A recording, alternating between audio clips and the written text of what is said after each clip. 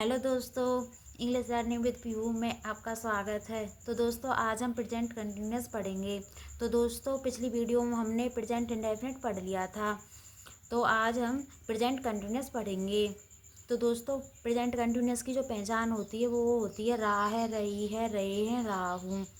Singular subject he, she, it या name के साथ हम इज लगाते हैं।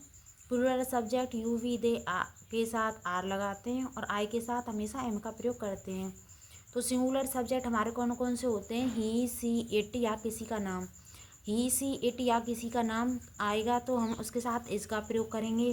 प्लूरल सब्जेक्ट हमारे यू, वी, दे इनके साथ आर का प्रयोग करेंगे और आई के साथ हमेशा एम का प्रयोग करेंगे। तो प्रेजेंट कंटिन्यूअस की जो हेल्पिंग वर्ब होती है वो इज आर एम होती है और इसके साथ हम वर्ब की फर्स्ट फॉर्म में हमेशा आई एन जी का प्रयोग करते हैं। इसका हम अफर्मेटिव सेंटेंसेस पढ़ेंगे, सकारात्मक वाक्य। तो सकारात्मक वाक्य बनाने का जो स्ट्रक्चर होता है वो ये है, सब्जेक्ट, सबसे पहले सब्जेक्ट, फिर इज आर एम, फिर वर्ब की फर्स्ट फॉर्म में आई एन जी, फिर ऑब्जेक्ट।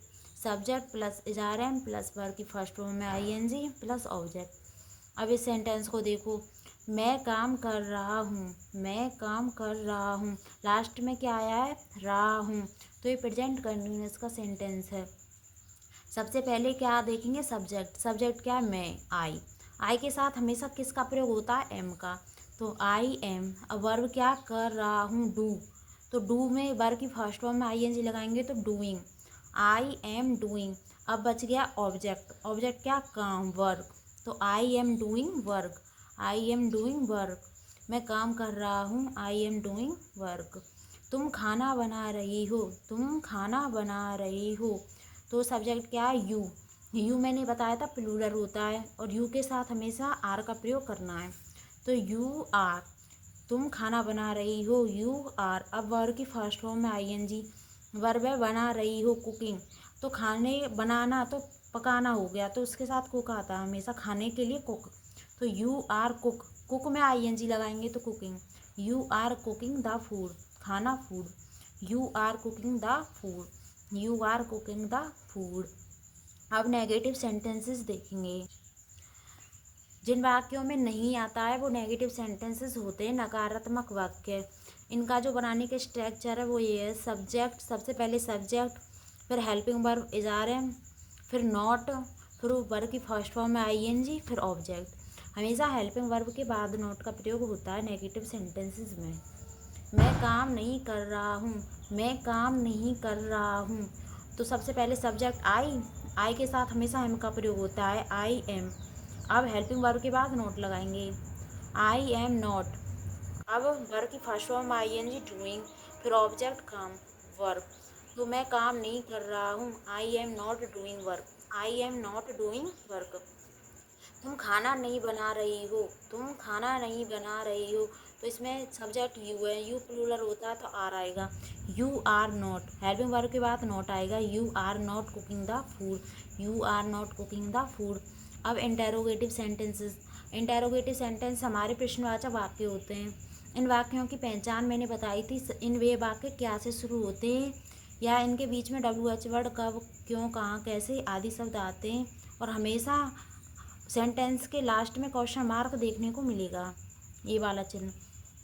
इनका जो बनाने का स्ट्रक्चर होता है वो ये है, सबसे पहले डब्ल्यू एच वर्ड। अगर डब्ल्यू एच वर्ड आया है तो सबसे पहले डब्ल्यू एच वर्ड लिखेंगे, फिर helping verb is are am, फिर उसके बाद सब्जेक्ट। अगर नोट आया तो सब्जेक्ट के बाद ही नोट का प्रयोग करेंगे, फिर वर्ब की फर्स्ट फॉर्म में आई एन जी, फिर ऑब्जेक्ट, फिर लास्ट में क्वेश्चन मार्क। अब देखो सेंटेंस क्या है, मैं नाच रही हूँ, क्या मैं नाच रही हूँ। तो सबसे पहले क्या, ये वाक्य क्या से शुरू हुआ है? तो सबसे पहले helping verb is are am लिखेंगे। तो यहाँ पर सब्जेक्ट क्या? आई के साथ हमेशा एम का प्रयोग होता है, तो सबसे पहले एम आई, फिर हमारी वर्ब आएगी डांसिंग, डांसिंग। क्या मैं नाच रही हूँ, एम आई डांसिंग, एम आई डांसिंग, फिर क्वेश्चन मार्क। क्या वह गाना नहीं गा रही है, क्या वह गाना नहीं गा रही है। सबसे पहले हमारा वो देखेंगे सब्जेक्ट। सब्जेक्ट क्या? सिंगुलर तो इज आएगा, तो लड़की है तो सी आएगा, इज सी नॉट। इसमें नॉट वाला है तो सब्जेक्ट के बाद नॉट आया है, सी के बाद not. Is she not singing. अब वर्ब, गा रही है तो सिंग, सिंग में आई एन जी लगा देंगे तो singing. Is she not singing a song, is she not singing a song. आप संगीत क्यों सुन रहे हो? आप संगीत क्यों सुन रहे हो? सबसे पहले WH वर्ड इस पर लिखेंगे वाई, उसके बाद हेल्पिंग वर्ब आर, फिर हमारा सब्जेक्ट यू, फिर वर्ब लिसनिंग, फिर हमारा ऑब्जेक्ट संगीत म्यूज़िक। तो why are you listening music, why are you listening music. क्या आप संगीत क्यों सुन रहे हो? आप संगीत क्यों सुन रहे हो? Why are you listening music. आप संगीत क्यों नहीं सुन रहे हो?